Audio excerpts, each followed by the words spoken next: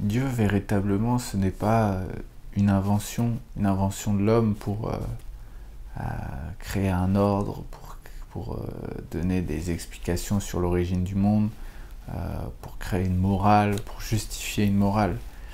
Mais c'est une découverte, tout simplement, en soi-même. Et j'aimerais vous partager un texte de Maurice Zundel, toujours dans ce livre-là. Et il cite Louis Massignon qui dit « Dieu n'est pas une invention, c'est une découverte ». Donc cette phrase vient de lui. Et Zundel ajoute ensuite « Ceux qui ont une foi profonde, ceux qui ont l'expérience de la foi, savent que Dieu est une rencontre au plus intime de soi. Il ne s'agit pas de chercher Dieu derrière les étoiles, dans les hauteurs, dans cette espèce de gloire qui est une formule.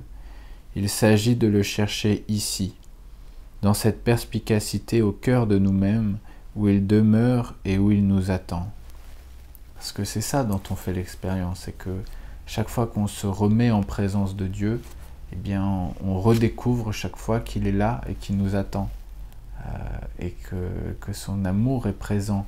Donc c'est pas simplement découvrir la présence de Dieu, c'est de découvrir Dieu présent. Et c'est de découvrir que son amour est là et qu'il est efficient et qu'il est actif.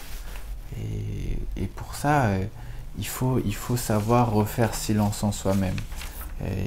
Et Zundel dit un peu plus loin, « Pour atteindre jusqu'à nous-mêmes, il faut devenir ce que nous sommes appelés à être, devenir esprit, comme Dieu est esprit, nous intérioriser, faire le silence en nous, créer en nous cet espace illimité où toute créature aura la révélation de sa vocation éternelle.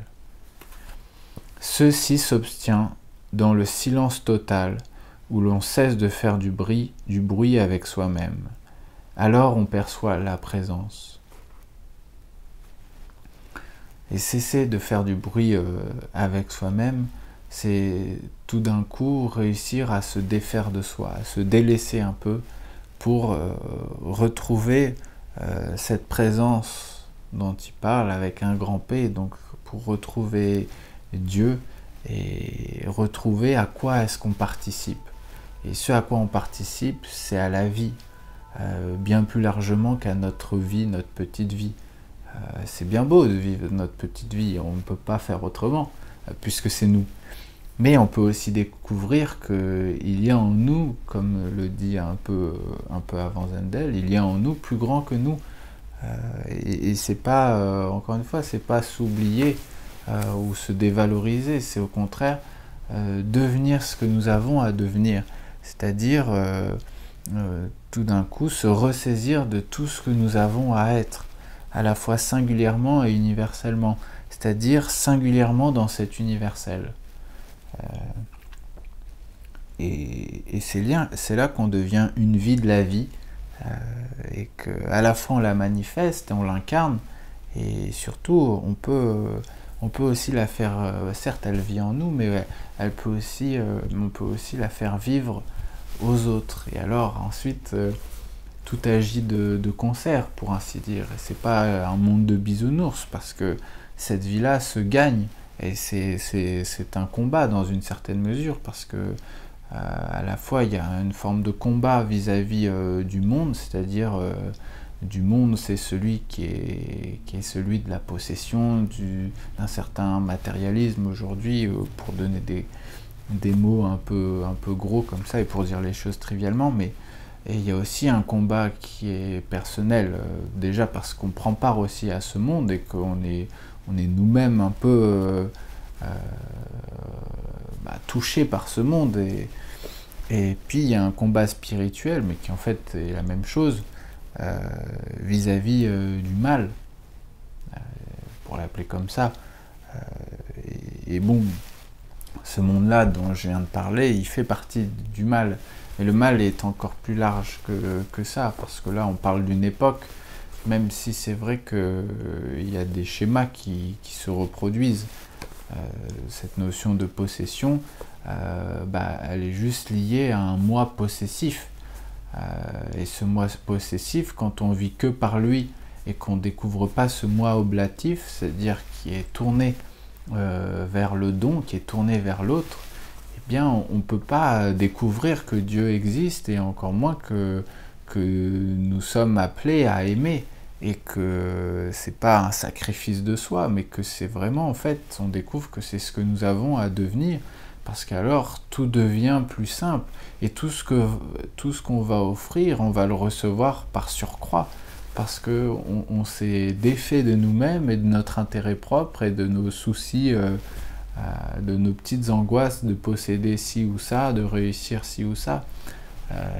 Et donc quand on s'est défait de ça, tout le reste, comme il est dit dans le Nouveau Testament, nous est donné de surcroît, puisque ce n'est plus ce qu'on vise. Nous ne visons plus notre intérêt personnel, nous visons la vie, nous visons Dieu. Et le péché, en ce sens, c'est juste une erreur de visée. Mais dès lors qu'on a replacé notre être en Dieu ou vers Dieu, vers la vie, et bien alors tout s'enrichit et tout devient plus clair, plus simple et plus riche. Mais c'est une autre forme de richesse et qui est la vraie richesse, parce que c'est la richesse de l'éternité et pas la richesse de ce qui est amené à mourir et à périr, et qui est d'ailleurs une richesse qui dépend de quelque chose d'autre que de nous, à savoir le monde tel qu'il vit, tel qu'il est fait, une économie, etc., etc. Alors que ce qu'on a réussi à semer en notre cœur, et qui gît de l'amour et qui vit par lui, eh bien ça c'est éternel. Et même s'il peut être un peu confronté à certaines réalités difficiles, cet amour-là, il n'en demeure pas moins que c'est ce qu'on a réussi et ce qu'on essaye toujours de faire vivre en nous, et qui est, pour ainsi dire, pas inébranlable, mais qui en tout cas ne repose pas sur l'extérieur pour vivre en nous. C'est là, en ce sens, qu'il y a une véritable force et puissance de cet amour qui est inconditionnel du point de vue de Dieu et inconditionnel de notre point de vue, parce qu'il ne dépend plus du monde.